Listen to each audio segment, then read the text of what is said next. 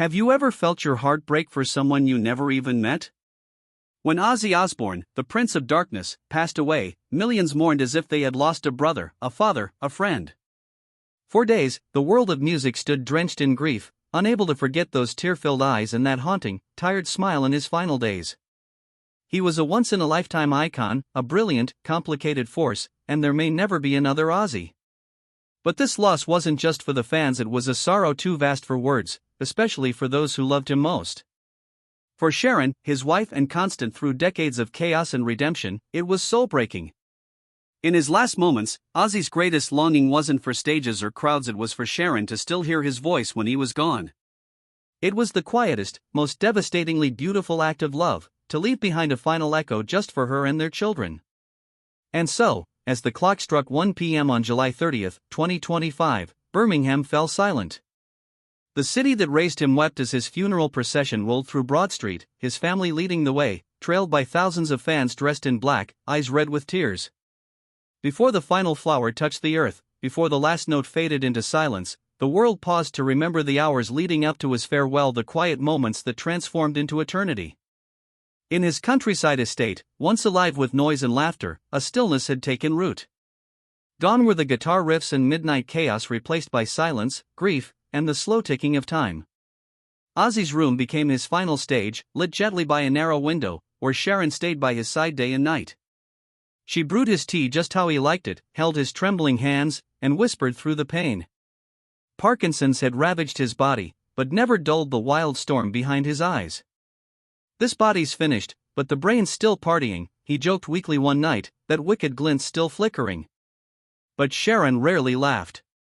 Her smiles masked screams she couldn't let him hear, as the love of her life slipped away, not in a sudden collapse but slowly, cruelly, piece by piece.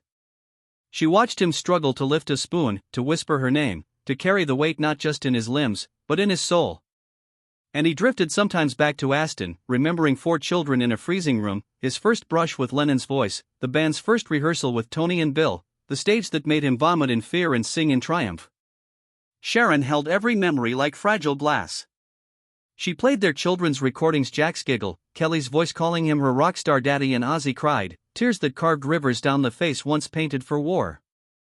"Don't let them remember me like this," he whispered. It broke Sharon because even love couldn't save him now. Still, she stayed, smiled, loved, because he needed her to. And though her grief began long before his heart stopped, it was in those final hours that something else stirred, a whisper, a promise, a final gift not of diamonds, but devotion. At the moment the world fell still and Ozzy took his last breath, he left behind not just a name, but a legacy carved from rebellion, pain, brilliance, and unimaginable wealth. His empire, worth over $220 million, stood as a monument to decades of fire, 100 million albums sold, reality shows, roaring tours, and scars that turned into gold. His homes, from Buckinghamshire to Beverly Hills, weren't just mansions, they were cathedrals of survival, complete with private rehab wings and walls stained with comeback stories. His cars weren't just luxury, they were metal monsters that mirrored his madness, from midnight-hued Autos to growling Ferraris, to British classics that echoed the grit of his roots. But none of the opulence defined him more than what it stood for: defiance. Proof that a boy from soot-covered Birmingham could scream his way into immortality. And when he faced death, he didn't cling to wealth, he crafted resonance. In early 2024, as his body weakened but his mind remained sharp, Ozzy signed his final will not in fear, but with fierce clarity. Sharon and his 5 children were each named, provided for with care and deep intention. But what made his final testament immortal was his reach beyond blood. He carved out vast endowments for mental health organizations, for the broken musicians the world forgets, and for youth who find salvation not in classrooms, but in basement bands. Even animals silent, loyal were remembered, with lifetime shelter funding in honor of the dogs who loved him through every fall. It wasn't the platinum records, the estate, or even the Rolls-Royce that left Sharon sobbing after his death. It was that he had thought of everyone, loved everyone, even in his last breath. It was the realization that his final act wasn't a show, it was love. Pure, guttural, eternal love. And for those left behind, Sharon, Jack, Kelly, Amy, they now carry more than riches. They carry Ozzy's roar, his unfinished chorus, his thunder. Not just a crown, but a burden. And though he never asked to be eternal, he became it anyway. Because Ozzy Osbourne didn't just leave behind music, he left behind meaning. It began with flowers, white lilies. One bouquet, then another, delivered every morning starting the day after Ozzy took his final breath. No card, no name. Just the sharp, piercing scent of the flower he once said reminded him of her. "You smell like them when you laugh," he had whispered once, back when laughter was easy and life still thundered around them. At first, Sharon thought they were from a kind fan or friend. But they kept coming, same time, same wrapping, same devastating beauty. By the third day, the florist gently called. "These were arranged in advance, Mrs. Osbourne," she said softly. "They'll arrive every day for the rest of your life." And then came the note Ozzy had tucked away like a secret love song never meant for the world. "Even when I'm gone, you'll never be alone." That's when Sharon broke, not with screams, but with a silence so deep it echoed. Because this wasn't part of the will, wasn't meant for cameras or headlines. It was just for her. A final vow from the man who had made her suffer, made her fight, made her stay, and made her whole. In secret, while his body was failing, Ozzy had arranged the only thing he knew would help her keep breathing through the pain, a ritual of remembrance. He chose lilies because they bloomed best in morning light, just like she always did. There was no end date, no condition. As long as she lived, the flowers would come, soft whispers at the doorstep, a heartbeat in the silence. It wasn't just romance, it was atonement. Because Sharon had saved him, again and again, and this was how he said thank you. How he said sorry. How he said I love you, one final time. She would have traded every flower for just one more day. But now, every morning, she walks to the door, holds the white petals to her chest, and breathes. The pain doesn't fade. But neither does the love. The flowers don't fix anything, but they remind her he was real. He was hers. And while the world lost an icon, Sharon lost her storm, her fire, her forever. So the lilies keep coming, until her hands can no longer open that door. Did those flowers break your heart, too? Did they make you believe that despite all his flaws, Ozzy Osbourne had a profoundly loving soul? His funeral wasn't cloaked in sorrow, it was a final performance, a show with no stage. On July 30, 2025, at exactly 1 p.m., Broad Street in Birmingham transformed into sacred ground. Thousands dressed in black filled the streets, not mourning, but remembering. There were no solemn organs or quiet sobs. Instead, the city pulsed with music, not Crazy Train or Bark at the Moon. Ozzy had made it clear, he didn't want his legacy carried by bloody compilations. So the speakers echoed with A Day in the Life by the Beatles, the song he called the sound of his soul unraveling and rebuilding in 4 minutes. As his casket passed through the crowd, that chaotic lullaby of beauty and madness played him out. Inside the private service, there was no black veil around Sharon. No scripted sorrow.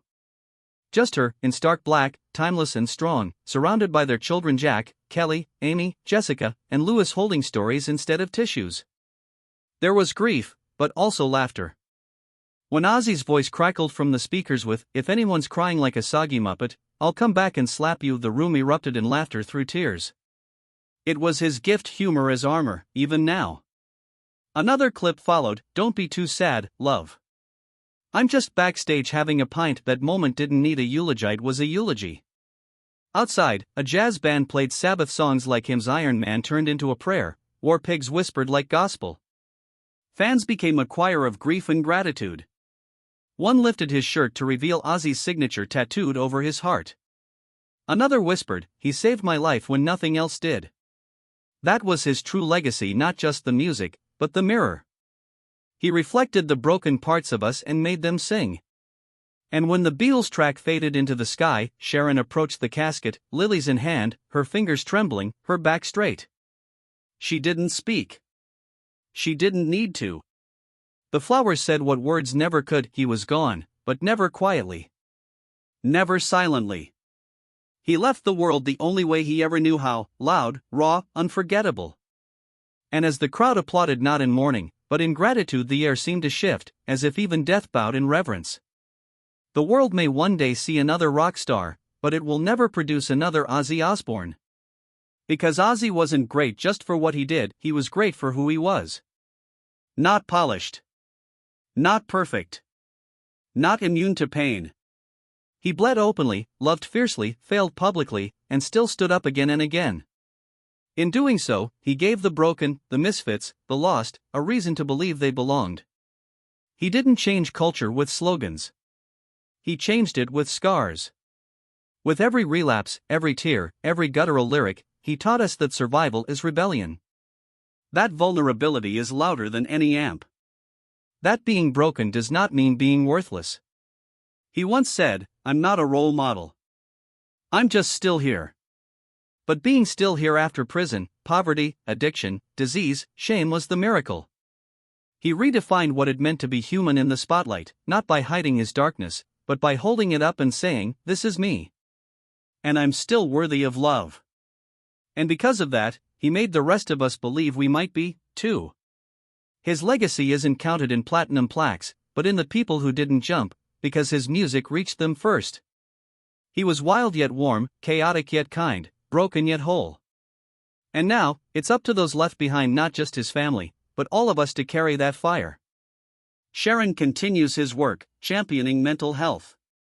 Jack and Kelly speak about recovery and self-worth, shaped by a father who wasn't afraid to admit he was still learning.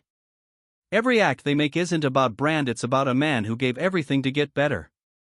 Ozzy never wanted to be remembered as a saint, just as someone who fought like hell and kept his heart open to dogs, to fans, to strangers, to family. He didn't want his pain to be wasted. So he turned it into music, into meaning, into a reason for someone else to keep breathing. That's why his death doesn't just feel like the end of a man, it feels like the closing of something holy. Because the most painful truth, the one that tightens the chest and wets the eyes, is this: there will never be another Ozzy Osbourne. And behind every fire that burned, every legend that rose, there stood one woman. Sharon. The keeper of the flame. The one who chose him again and again. Forgiveness over fury, devotion over despair. Sharon Osbourne was a quiet force whose love never sought credit, only offered grace. She wasn't just the woman behind the man, she was the storm shelter when the world crashed in. The steady hand that reached through addiction, betrayal, relapse, and ruin and never let go. In a world that cheered Ozzy's madness but never cared for his pain, it was Sharon who remained behind the curtain, quietly stitching together the man from the wreckage of the myth. When the world called him a god, she reminded him he was human. And when they wrote him off as broken, she reminded him he was still worth saving. Again.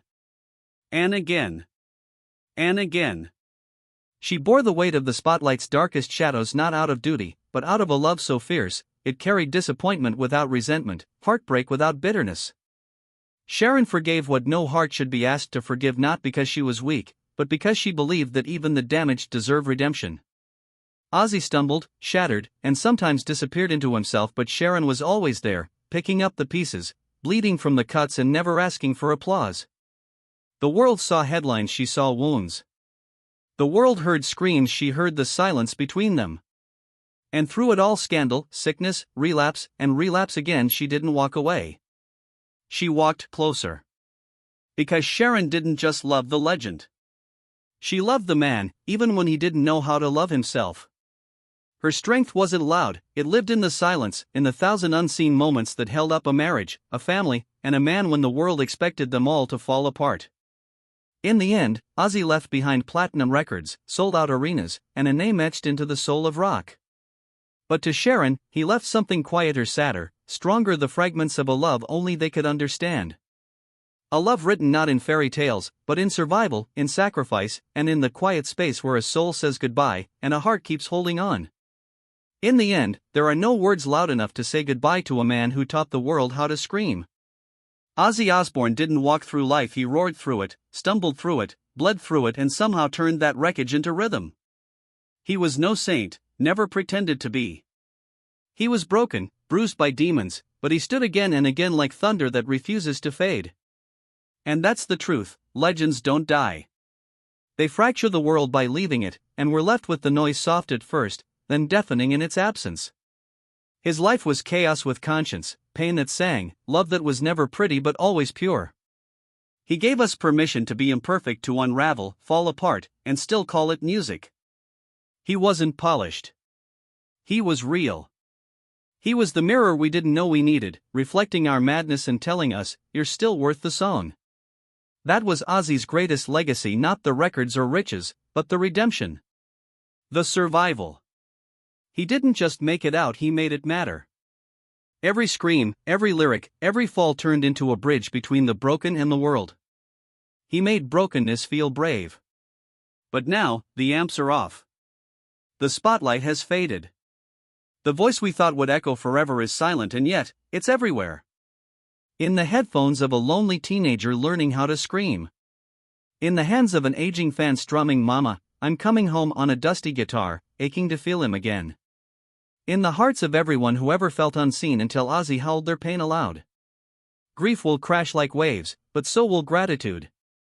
And maybe that's what he'd want most, not mourning, but remembrance. Loud, fierce, unfiltered. Because Ozzy Osbourne didn't die quietly. He never could. He left the world the only way he ever knew how, drenched in sound, dripping with love, daring us all to live louder, to forgive deeper, to fight longer. So here's to the Prince of Darkness, the boy from Birmingham who became a god, not by being perfect, but by being painfully, beautifully human. Here's to the man who made noise sacred, who made madness poetic, who made survival an art form. Ozzy, if you're listening, wherever legends go, when the curtain falls, we heard you. We still hear you. In the silence, in the static, in the cracks of our own broken melodies. You live on. Thank you for the chaos. Thank you for the courage. Thank you for a love that bled freely and didn't need armor. Rest now, not in peace, but in permanence. Because the world doesn't just miss you. It remembers you. And it always will.